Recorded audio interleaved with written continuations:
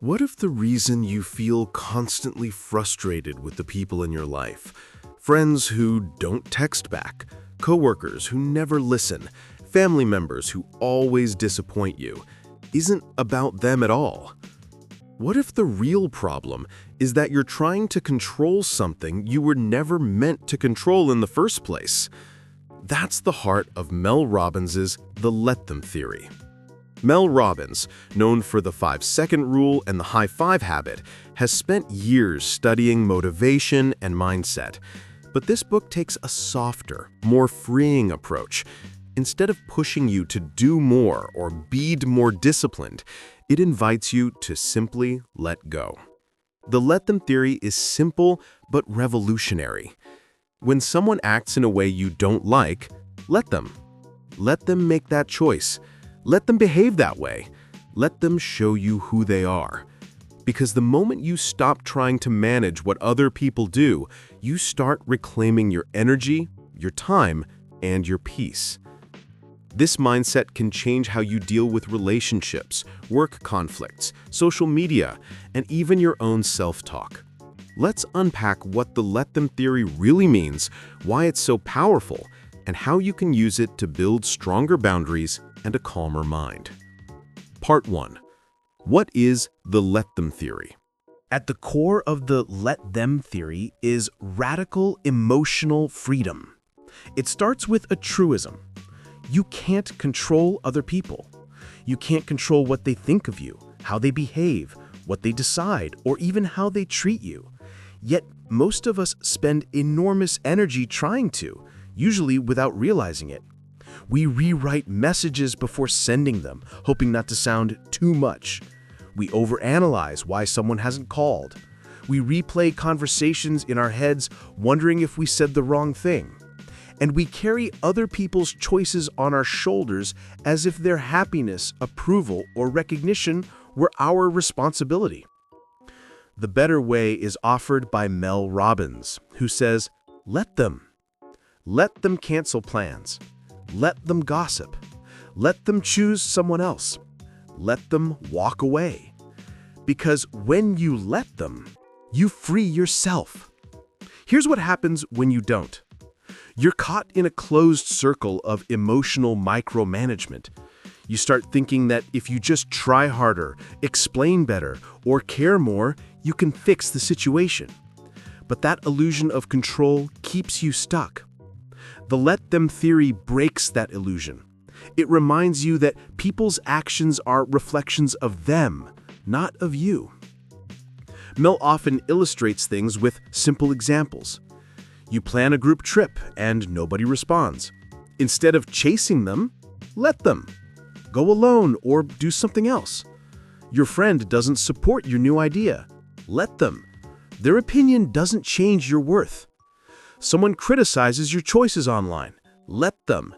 Their words say more about them than about you. Letting them doesn't mean you approve of what they do. It simply means that you choose not to spend your peace arguing with reality. It's not indifference, it's wisdom. The reason that hits such a deep chord is because we have been conditioned to believe love equals control. If you care, you'll fix it. If you're a good friend, you'll convince them. If you're a strong leader, you'll make them understand. True strength is knowing what's not yours to carry. The Let Them theory isn't about giving up. It's about giving back what was never your responsibility. Once you release that need to manage others, you create space for something better, clarity. You begin to see who people really are without your interference. You notice who respects your boundaries, who doesn't, who shows up, and who fades away. That clarity can be uncomfortable, but it's also liberating. Because now you're no longer trying to mold people into who you wish they were.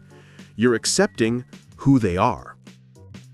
One of Mel's key insights is that people are always teaching you about themselves.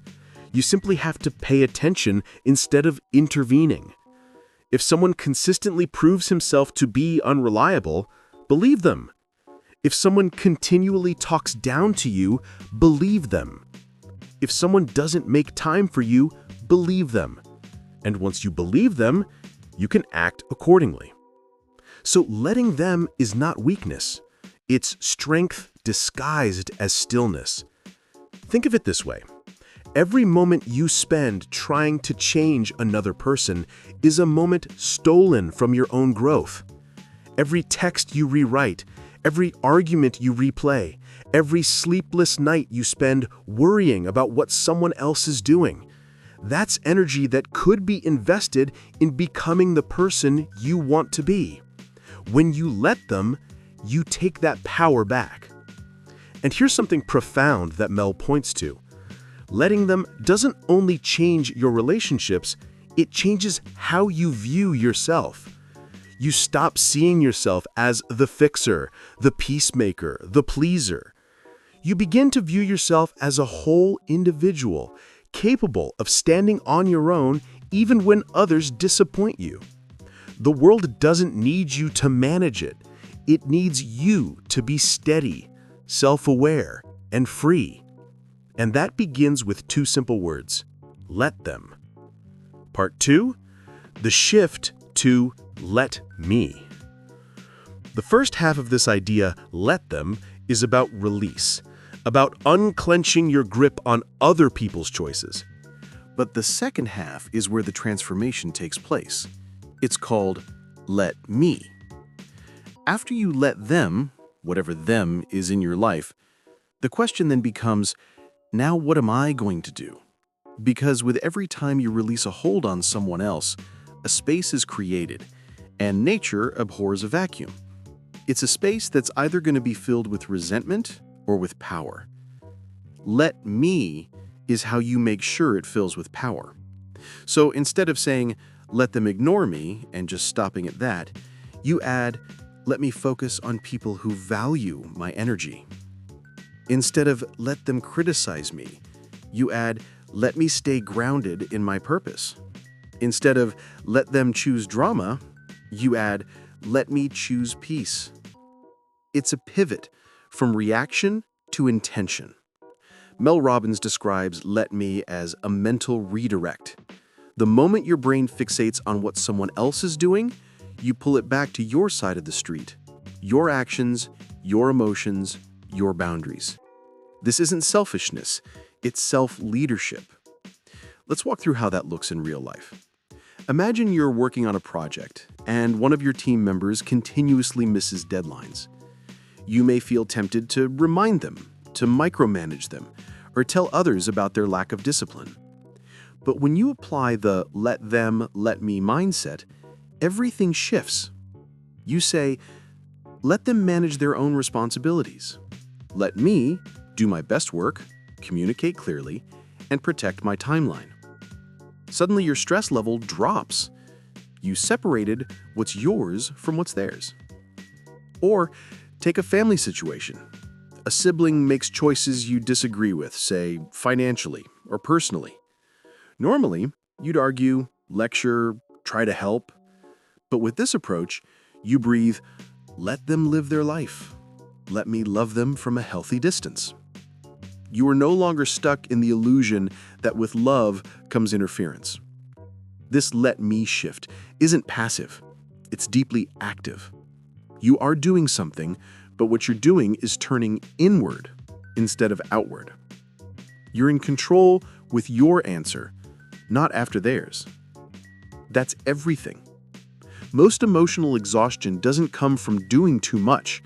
It's from doing the wrong things for the wrong reasons. Trying to convince someone who doesn't want to listen. Trying to earn approval that was never yours to earn. Trying to manage chaos that was never your responsibility. The let me step calls you home to what actually moves your life forward. Mel Robbins suggests starting small. When something annoys you, a late reply, a judgmental comment, a driver cutting you off, pause for a second and say silently, let them. Then immediately ask, now what will I let me do? You'll notice something subtle but powerful. That one pause breaks the emotional chain reaction. You step out of autopilot. You get just enough space that you can respond consciously. Over time, this builds emotional muscle, the muscle of self-command. You'll find yourself less reactive, more deliberate, and curiously at peace in situations that hitherto used to trigger you. Because you finally understand that your power is never in controlling others. It's in controlling your own energy. Here's a simple mental framework to practice the shift. Notice when you focus on someone else's behavior. Catch the moment your inner voice says, "They shouldn't do that." Stop and say, "Let them." Literally speak it in your mind. It interrupts the old pattern. Redirect with, "Let me," followed by an action, not a feeling. For example, let me take a walk. Let me focus on my next task. Let me remind myself that I'm safe. Repeat until it becomes automatic. At first, it may feel unnatural. Our brains are wired to scan for threats and fix problems. But as you train this habit, you start to see how much lighter life feels when you stop trying to steer every ship in the harbor. There's also a deeper layer to this. When you stop chasing control, you rediscover trust. Trust in other people's paths, trust in timing, and trust in yourself. Let me isn't just about what to do next, it's about who you're becoming. You begin to act from alignment, not anxiety. Think about it like boundaries with grace. Instead of building walls to keep people out, you build awareness to keep yourself centered. You don't have to shout, block, or explain. You just become unavailable for chaos. And that quiet confidence is magnetic. People can feel it. They either rise to meet your calm or they drift away. And both occurrences are okay. One of the most beautiful consequences of living by Let Me is that it gives everyone permission to be themselves, including you. You let them live their story while fully living yours. And that mutual freedom creates healthier relationships than any amount of control ever could. Here's a reflection exercise from Mel's framework. Think of one recurring situation that drains you. Maybe a friend who only calls to complain, or a coworker who undermines you.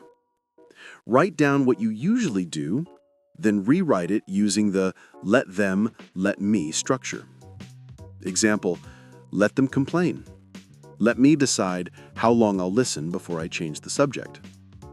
That one tweak shifts you from helpless to empowered. Truth is, you'll never stop caring about people. But caring doesn't mean carrying. And the moment you understand that difference, you become emotionally independent. The let them theory isn't just a catchy mantra. It's emotional minimalism. It clears away the clutter of unnecessary battles so you can focus on the only life you truly control, your own. So the next time someone does something that upsets you, just remember, let them, and then let me. That is where your real freedom begins. Part 3. Why now? Why this mindset matters today. Why does this message, let them, let me, resonate so strongly right now? Because we are living in an age of emotional overload. Every day, we're exposed to a constant stream of opinions, updates, and expectations. We scroll through social media, seeing people's best moments and worst behavior, often within the same minute. We watch people argue about things online that don't even affect our lives. We read texts that don't get answered fast enough and assume it's personal. We are surrounded by everyone's noise, and we have forgotten how to separate what is ours from what is theirs. The Let Them theory, written by Mel Robbins, was a guide for this modern emotional chaos.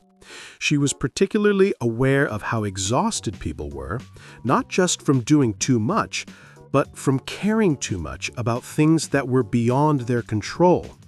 She said something like this in one of her talks: "If you are waking up tired, but you have done nothing physically, then most likely you have been spending your energy trying to manage other people's emotions. That's the invisible burnout so many of us feel today. It's not from work or responsibility, it's from emotional overcommitment.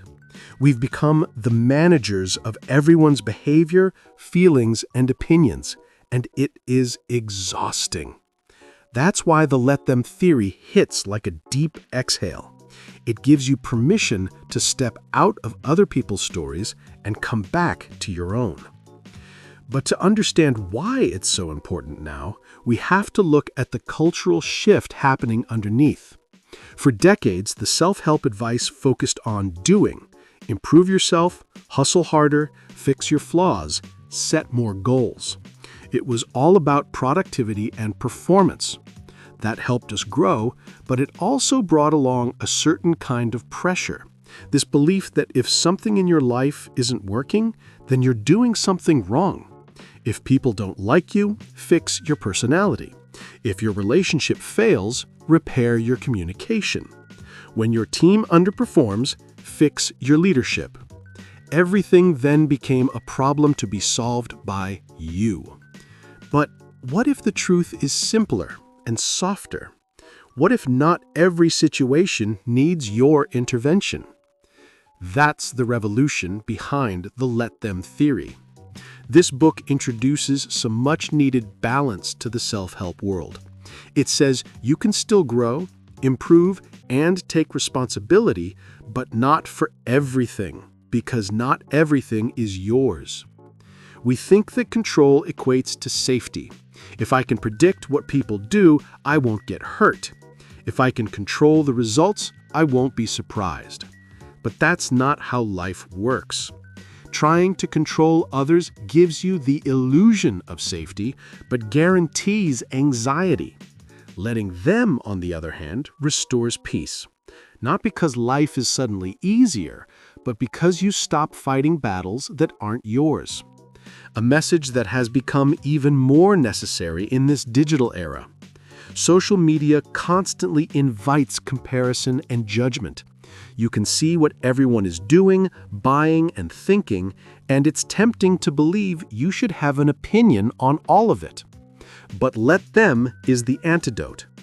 Let them post that. Let them show off. Let them believe what they believe. Let them live their way, and let you focus on what's real in front of you. It's emotional decluttering. You can think of it like digital minimalism, but for your heart. Instead of reacting to everything that happens, you begin to filter. You keep what nourishes you, and you let go of what doesn't. Psychologists call this emotional differentiation. It means being able to hold your own feelings without absorbing everyone else's. It's a skill that healthy people and strong leaders share. And it's exactly what Mel's framework teaches in simple language. When you practice let them, you're training your brain to create boundaries without bitterness. You learn someone else's chaos doesn't have to become your chaos. You can understand without owning it. And that's revolutionary in a time when we're all overwhelmed by noise. But there's another reason this mindset matters now, and it's deeply personal. Modern culture glorifies control, yet it's actually trust that brings peace. And trust takes courage. When you let them, you're saying, I trust that I'll be okay even if they don't behave how I want. That's emotional maturity in its purest form. It's a quiet kind of bravery, one that doesn't look dramatic but feels very powerful. Mel Robbins often reminds readers that you can't control how others show up, but you can always control how long you keep showing up for them. And that realization can change everything. Your friendships, your work relationships, your family dynamics. You stop chasing validation and start observing patterns. You stop taking things personally and start protecting your peace. You stop needing everyone to get it and start trusting that you do. This shift also connects with the core ideas of Stoic philosophy, which states that the only things we can truly control are our thoughts, choices, and reactions. The let them theory is a modern translation of that wisdom, updated for the age of texts, tweets, and constant comparison. In a world addicted to reacting, the person who pauses, breathes, and then chooses peace becomes powerful. That's what this mindset trains you to become. Let them is ultimately more than a tool. It's an entire worldview. It's how you stop fighting the reality and start cooperating with it. It's how you stop trying to edit everyone's script and focus on writing your own. When you stop resisting what is, you start to flow with what could be. You start to feel lighter, more focused, and strangely happier. Life is not about managing everything around you. It's about mastering what's within you. That's why the let them theory matters so much right now. It's not just self-help, it's self-liberation. It teaches you to choose peace over control, clarity over chaos, and trust over tension. And once you begin to live that way, something amazing happens. You stop needing everyone to act differently. You just start acting like yourself, fully, freely, and unapologetically. Now that we understand the let them, let me mindset and why it matters so much today, the real question becomes, how do you actually live this way? Because it's one thing to agree with the idea of letting go, and quite another to practice it when real people are testing your patience, disappointing your expectations, or pushing your buttons. Mel Robbins makes it clear, the let them theory isn't a concept, it's a habit. It's something you build one choice at a time, moment by moment, until it becomes part of how you move through life. Let's look at 3 practical ways to start. 1. Define your control zone. The first step is awareness. Most stress begins when we step outside of our own zone of control. So draw a mental circle around yourself. Everything inside that circle is yours. Your actions, words, effort, mindset. Everything outside the circle, other people's choices, opinions, timing, that's theirs. The next time something upsets you, close your eyes and visualize that circle. Ask, is this inside my control or outside it? If it's outside, whisper to yourself, let them. If it's inside, follow it with, let me. For example, let them take time to respond. Let me stop refreshing my messages. Or, let them handle their project as they see fit. Let me attend to my standards. Let them think what they think. Let me stay consistent with my values. At first, you'll catch yourself dozens of times a day reaching across that line, wanting to fix, explain, or convince. But with each pull back, you are reclaiming energy that was leaking into places it didn't belong. That energy becomes clarity.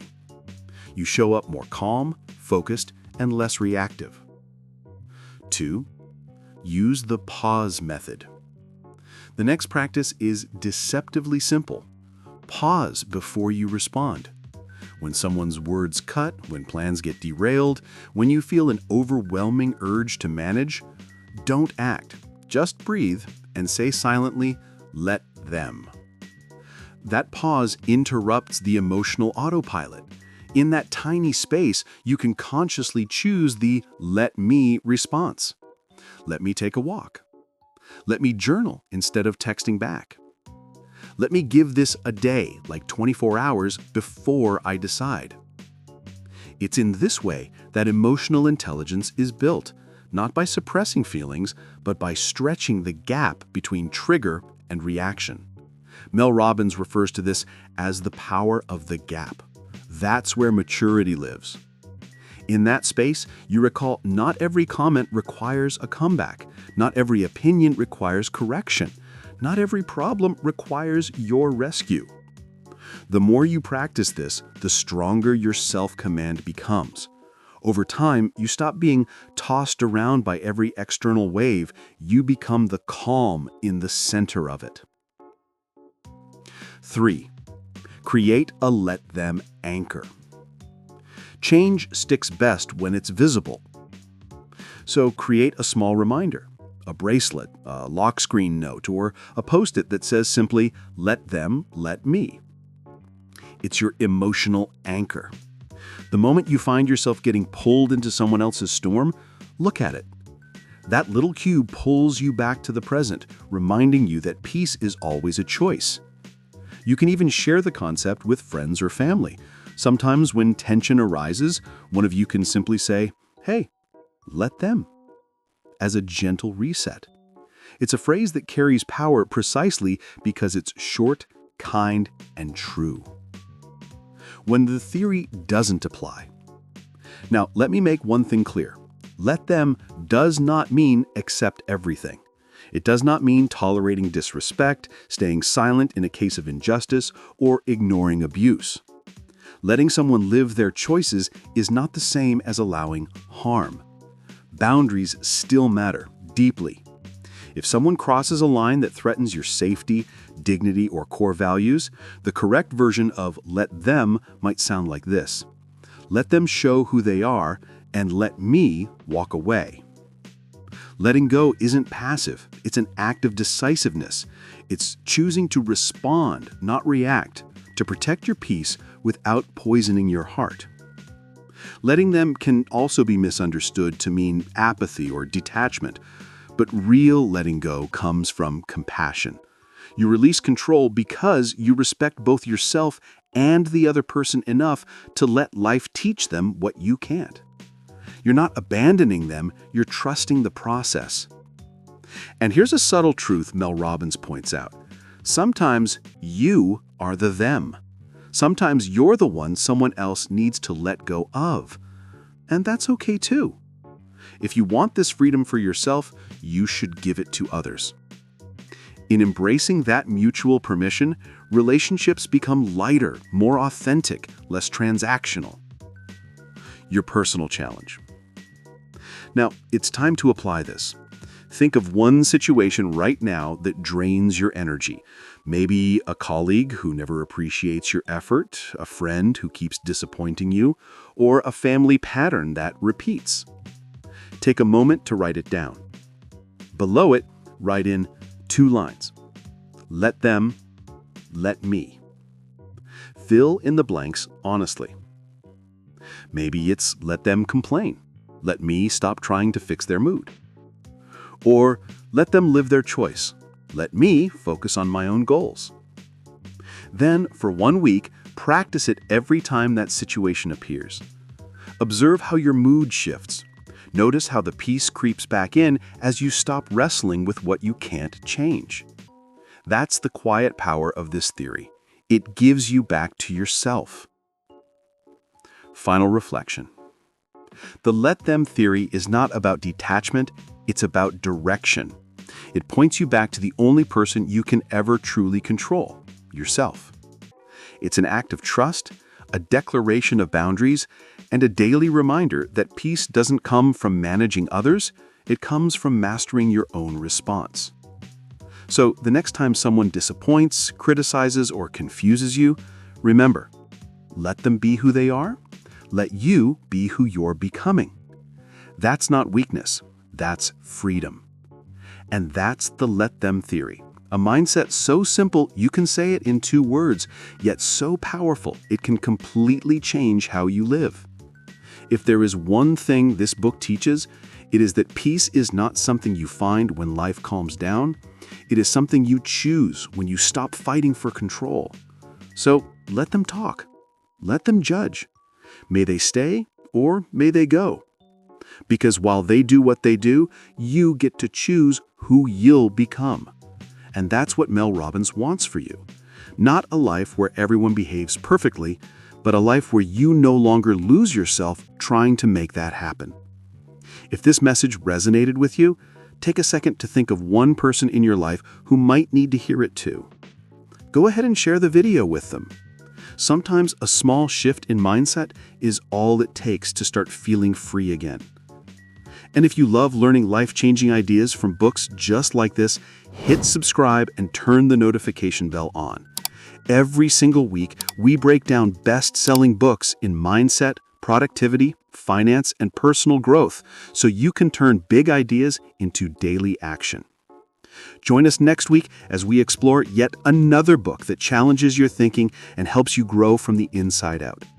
Until then, take a deep breath, let them, and let yourself live.